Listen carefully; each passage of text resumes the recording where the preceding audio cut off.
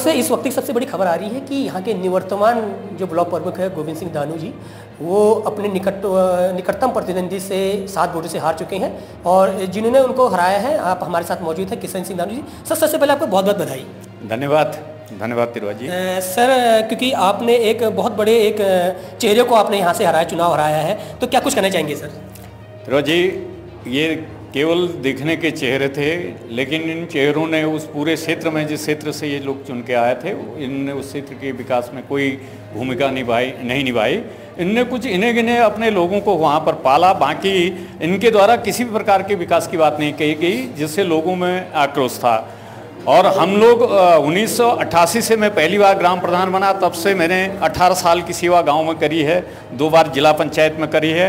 अब की बार जब हम अपने ढलते उम्र के हिसाब से हम चुनाव लड़ना नहीं चाहते थे, लेकिन लोगों ने बोला कि यहाँ पर तो विकास पूरा शून्य हो गया है, आप लोग चुनाव लड़ें, कुछ क्षेत्र की आवाज़ उठाएं और जनता की आवाज़ बने। जिसी को लेकर हम यहाँ पर अभी यहाँ पर चुनाव लड़े हैं और लोगों ने बहुमत दिया है और हम यहाँ पर जनप्रतिनिधि चुने गए हैं।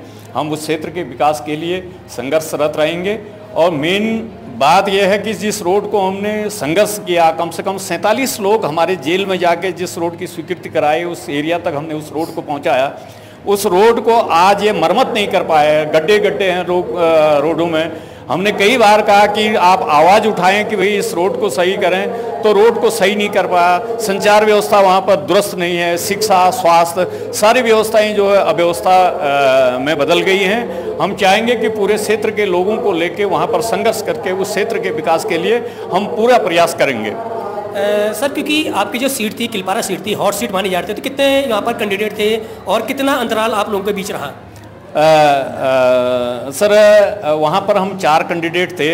एक कैंडिडेट में स्वयं था, एक पूर्व ब्लॉक प्रमुख थे, एक वकील साहब थे हमारे नीरज बिष्ट जी, और एक और धर्मा देवी थी। 4 हम लोग थे, जिनमें से लोगों ने मुझे विजयी बनाया। दूसरे नंबर पर ब्लॉक प्रमुख रहे हैं, तीसरे नंबर पर नीरज बिष्ट रहे हैं, चौथे पर धर्मा देवी रही हैं।